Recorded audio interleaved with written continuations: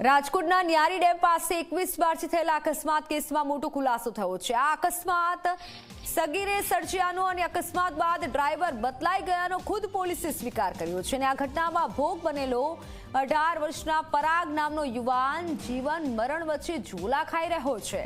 અકસ્માતની ઘટના બાદ પરાગના મિત્રો અને પરિવારજનોએ તપાસ કરી અને તેમના હાથમાં સીસીટીવી છે સામે આવ્યા। તેમને ડ્રાઈવર બદલવામાં આવ્યો હોવાની જાણ થઈ। આ મામલે તેણે તાલુકા પોલીસમાં રજૂઆત પણ કરી, જ્યાં યોગ્ય જવાબ ન પહોંચતા પોલીસ કમિશનર અને ગૃહમંત્રી સુધી રજૂઆત કરી। આખરે પોલીસે સ્વીકાર્યું કે અકસ્માત પ્રકરણમાં રજૂ થયેલો આરોપી ડ્રાઈવર ખોટો છે। સગીર યુવાન કાર ચલાવતો હતો, જેની ઓળખ થઈ ગઈ છે।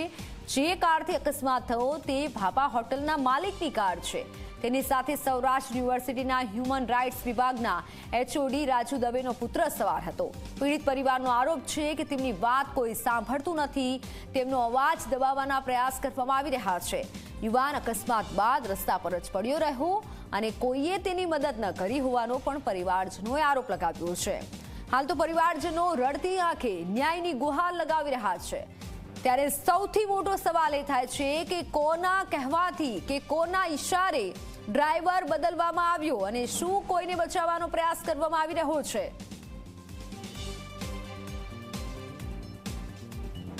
કોઈ એના જ્યાં 5 મિનિટના તડકાનો હતો, કોઈ એને ઉપાડ્યો જ નહીં।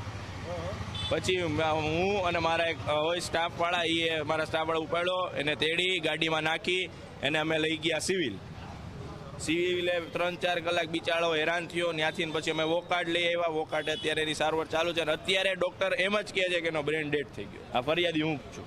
આરોપી હજી સુધી કોણ છે કાંઈ ખબર પડી નથી। 8 દી થઈ ગયા, હજી સુધી આરોપી સામે આવ્યા જ નથી। ખાલી એના જે હોય ને મીડિયેટર, જે રાજેશભાઈ દવે છે, જસ્મીનભાઈ દવે, એ લોકો ખાલી ફાધર એ લોકો અંદર કોન્ટેક્ટમાં છે, એમ કહે છે કે એમનો સન છે। અમને નથી લાગતું, કેમ કે આમાં બાપા હોટલ વાળાનું પણ રોલ છે, કેમ કે ડ્રાઈવર બાપા હોટલ વાળાના છે। 110% છે। જે તે પોલીસે અમને અટકાયતની કોશિશ કરી છે, એવિડન્સ ગાયબ કરવાની કોશિશ કરી છે, અમને ધમકાવવાની કોશિશ કરી છે। જે તે પોલીસ હોય આની અંદર, એ પોલીસને પણ સજા થવી જોઈએ। 100 ગાડી ફૂલ ઝડપે આવીને મારા છોકરાને ફૂટબોલની જેમ ઉડાડી દીધી, ઉડાડ્યો મારા છોકરાને। એ લોકો ગાડીની નીચે ઉતરે છે, જોવે છે કે મારી ગાડીને કઈ ડેમેજ નથી થયું ને, પણ આવા ધક તડકામાં મારો છોકરો લોહી લોહણ લથપથની હાલત રોડ ઉપર પડ્યો હતો, પણ છોકરાને જોયો નહીં। 20 મિનિટ ત્યાં ઉભા રહ્યા, પણ મારા છોકરાને ઉપાડ્યો નહીં। માણસે છે ને એની માણસાઈ મૂકી દીધી છે। પોલીસનો જરાય સપોર્ટ નથી। ન્યાય જોઈ મારે, આરોપીને હાજર કરો। તો આવી જ જોઈ ને ભાઈ, હું એકલી રહું, મેં કેમ મોટો કર્યો મને ખબર હે। છોકરાને નાનેથી મોટો કર્યો મેં, મારો જુવાન જૂટ ગયો હે એને હું હે। પરિવાર ન્યાયની માંગ કરી રહ્યું છે। પરિવારની બસ એક જ માંગ છે કે અમને ન્યાય મળે। કોના ઈશારે આ અદલા બદલીનો ખેલ ખેલાયો છે તે હવે લોકો પણ જાણવા માંગે છે। અકસ્માત સમયે કોણ કાર ચલાવતું હતું અને ડ્રાઈવર કેમ બદલવામાં આવ્યો? પોલીસની કામગીરી સામે અનેક સવાલો ઉઠી રહ્યા છે। શું પીડિત પરિવારને ન્યાય મળશે ખરા?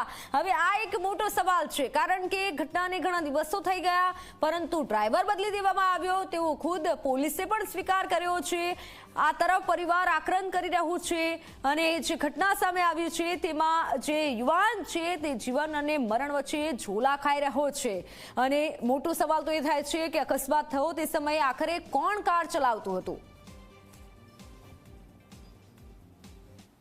આ ઘટનામાં જે રીતે આ બધા મિત્રો કહો છો કે ભાઈ તમારો દીકરો, તો પહેલી વાત એ કે મારો દીકરો આમાં છે જ નહીં ક્યાંય। આ ક્લિયર કટ વાત કહું કે મારો દીકરો આમાં ક્યાંય ગાડીમાં કે ગાડી બહાર કે ક્યાંય મારો દીકરો છે નહીં। હવે આપને જે કંઈ પ્રશ્ન કરવા એ કરવાની છૂટ છે।